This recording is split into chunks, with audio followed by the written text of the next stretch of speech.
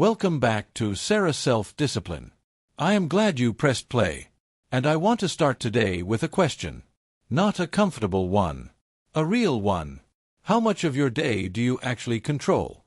Not your schedule. Not your to-do list. Not the tasks you check off or the meetings you attend. I mean the deeper thing. Your reactions. Your emotions. Your thoughts when things do not go the way you planned. Your state of mind when the world is not cooperating with what you want. How much of that do you actually govern? If you are honest with yourself, the answer for most people is very little. They think they are in control because they manage their time. But their internal world is completely ungoverned.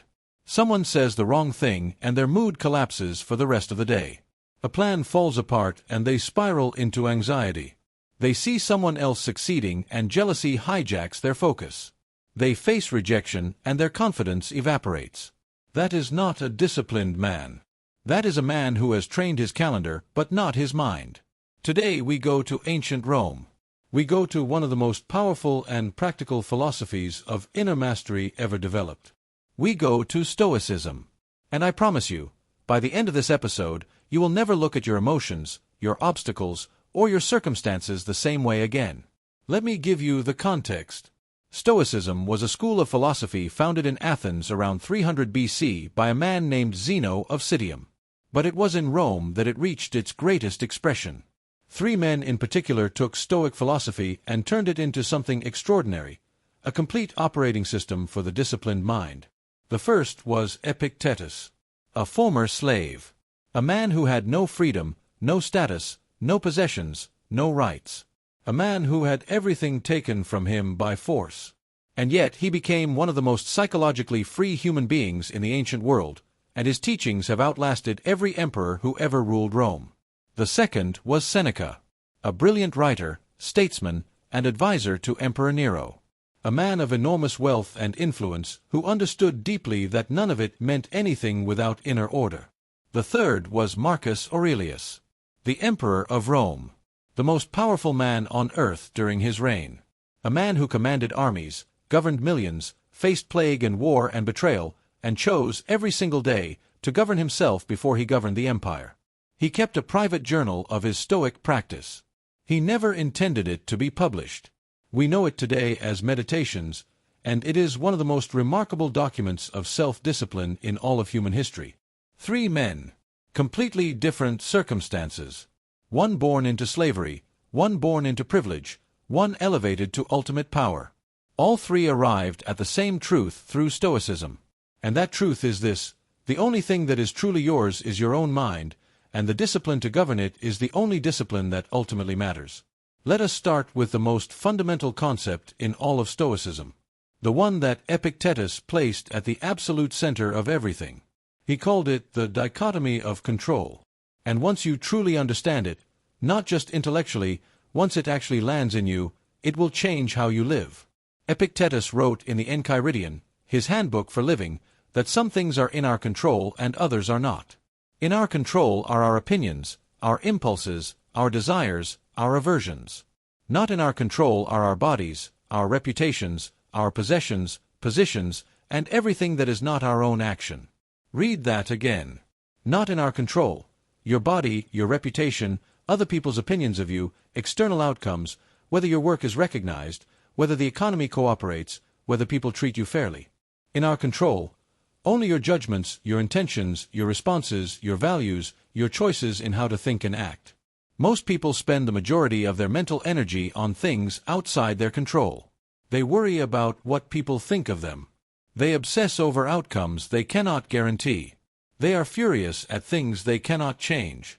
They are anxious about futures that may never arrive. And while all that energy is hemorrhaging outward into things they cannot control, the one thing they do control, their own mind, their own response, their own inner state, is left completely ungoverned. This is not a productivity tip.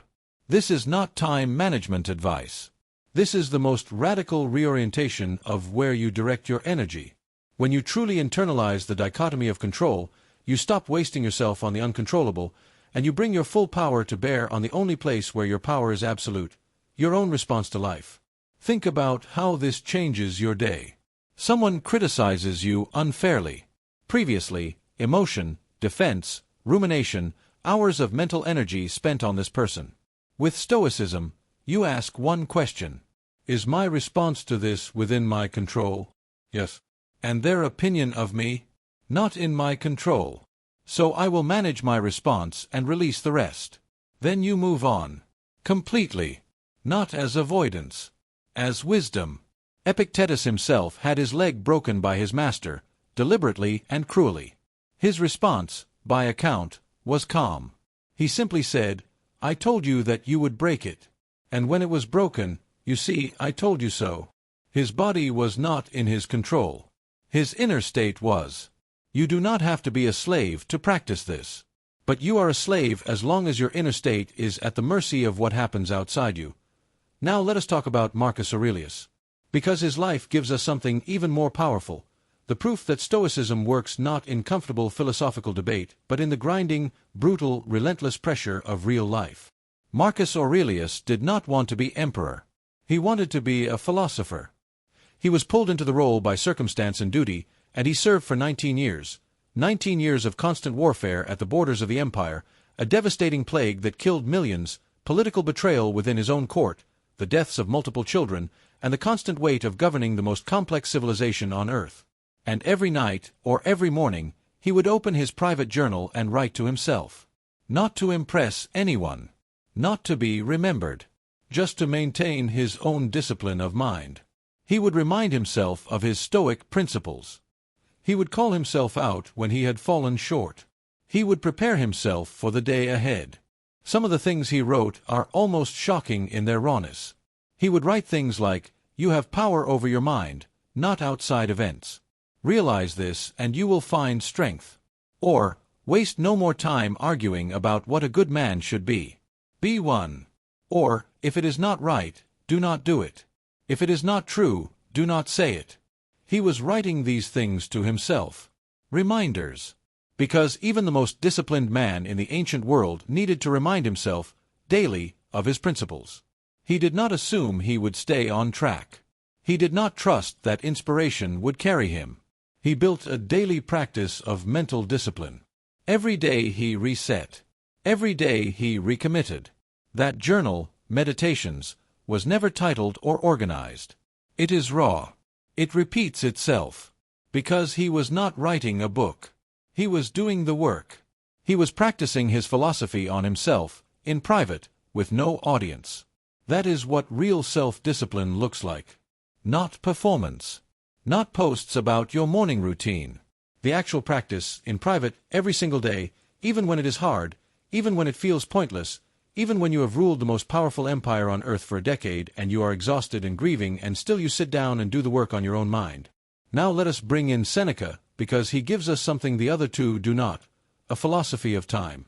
And in the modern world, where time is the most abused resource of all, this is essential. Seneca wrote a short essay called On the Shortness of Life. It is perhaps the most important thing you will ever read about how to treat your own time. His central argument is this: life is not short. We make it short by wasting it.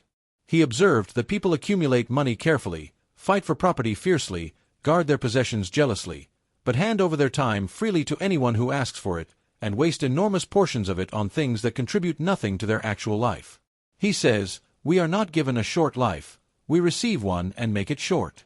And in squandering it, our life passes away at full speed. Think about how you treat your time versus how you treat money. If someone asked to take $50 from your wallet, you would resist. If someone wastes an hour of your time with meaningless conversation, you hand it over without a second thought. If you lost $50, you would be frustrated. If you lost an entire Sunday to passive scrolling and distraction, you might feel vaguely guilty, but you move on. That asymmetry, that complete disregard for time compared to regard for money, is one of the great undisciplined patterns of modern life.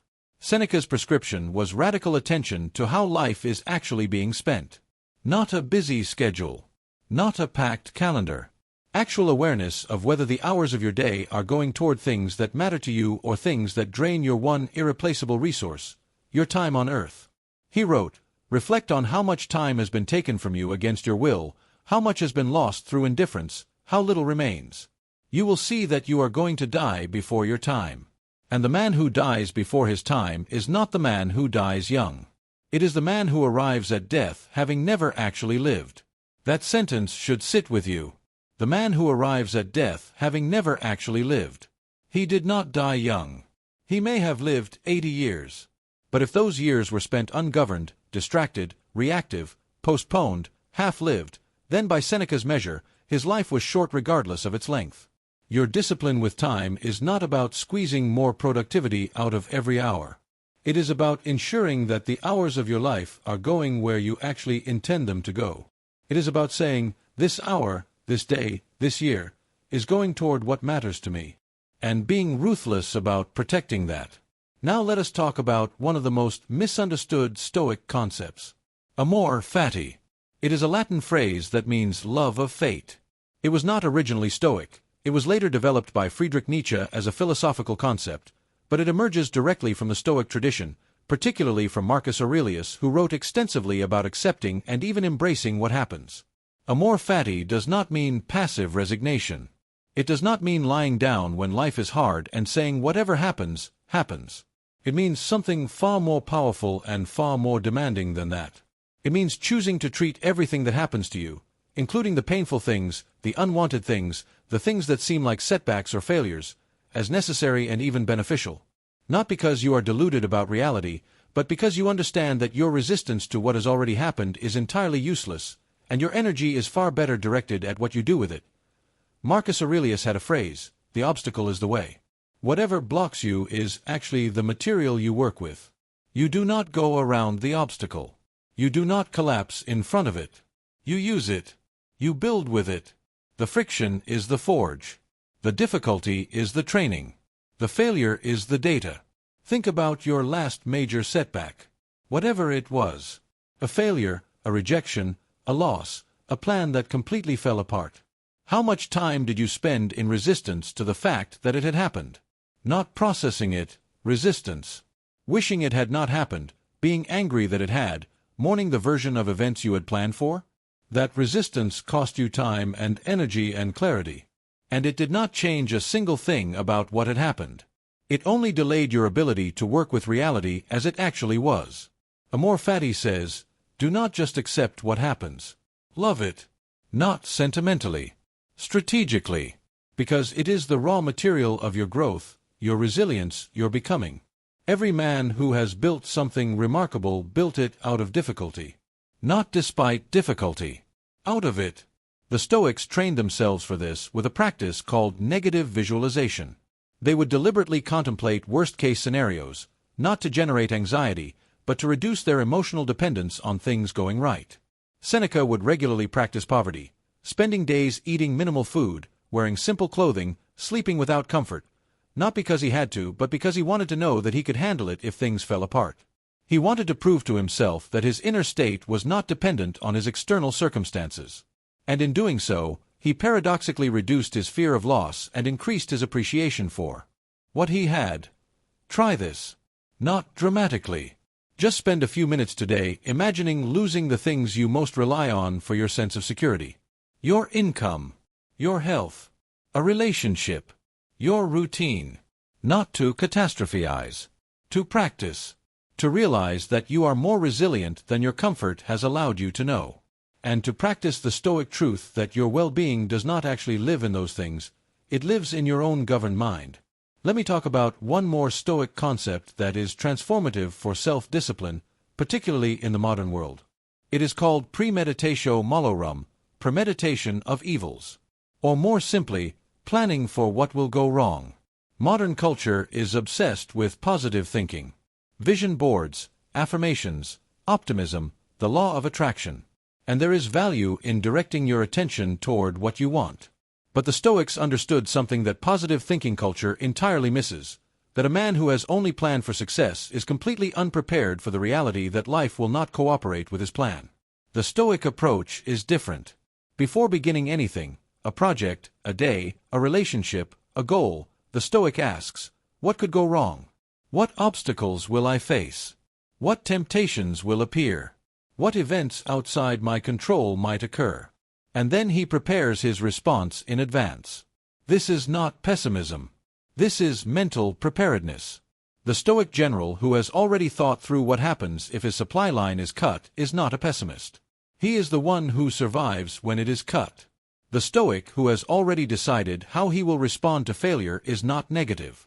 He is the one who gets back up fastest when he falls. Apply this to your self-discipline.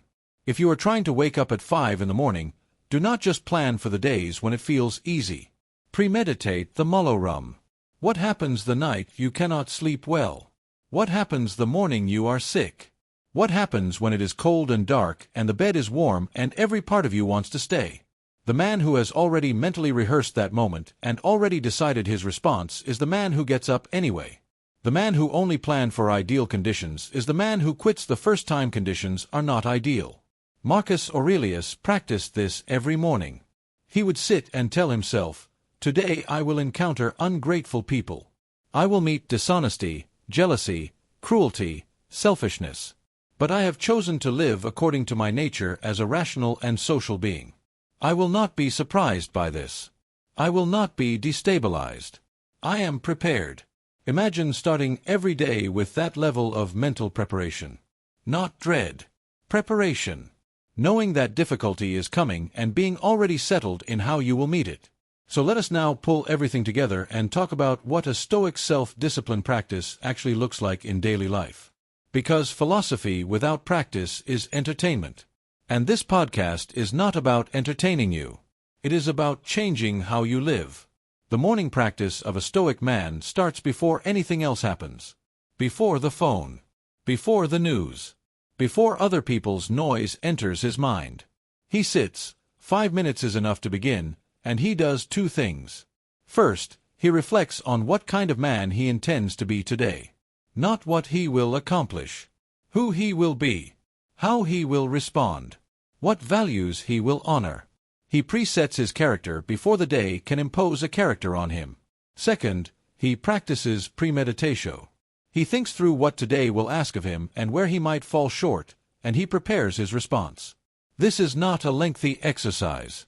It can be a simple mental scan. But it ensures that he meets the day as a prepared man, not a reactive one. During the day, the Stoic man has a practice of the pause. Before reacting to anything, an email that frustrates him, a conversation that provokes him, a setback that threatens to derail him, he inserts a pause. In that pause he asks one question: is this in my control? If yes, what is the right response? If no, what is the wisest thing to do with what is in my control right now? That pause is the hinge of Stoic discipline. Everything depends on it. Without it, the man is reactive, and a reactive man is not a free man. He is governed by whatever happens to him. With it, he maintains the inner sovereignty that Epictetus, Seneca, and Marcus Aurelius all identified as the only true freedom. The evening practice is equally simple and equally powerful. The Stoics called it the evening review. Marcus Aurelius practiced it. Seneca described it. You sit at the end of the day and you ask yourself 3 questions. Where did I fall short of my values today? Where did I make progress? What do I want to do differently tomorrow? Not as self-flagellation. As honest review. The same way a general reviews the day's battle, not to punish himself for every error but to learn, adjust, and return better tomorrow. This practice, done consistently, creates compound improvement. Because every day you are learning from yourself. Every day the gap between who you are and who you intend to be narrows slightly. And over months and years that narrowing is transformative. I want to close with something that Marcus Aurelius wrote near the end of Meditations. He had been emperor for years. He had faced things most men cannot imagine.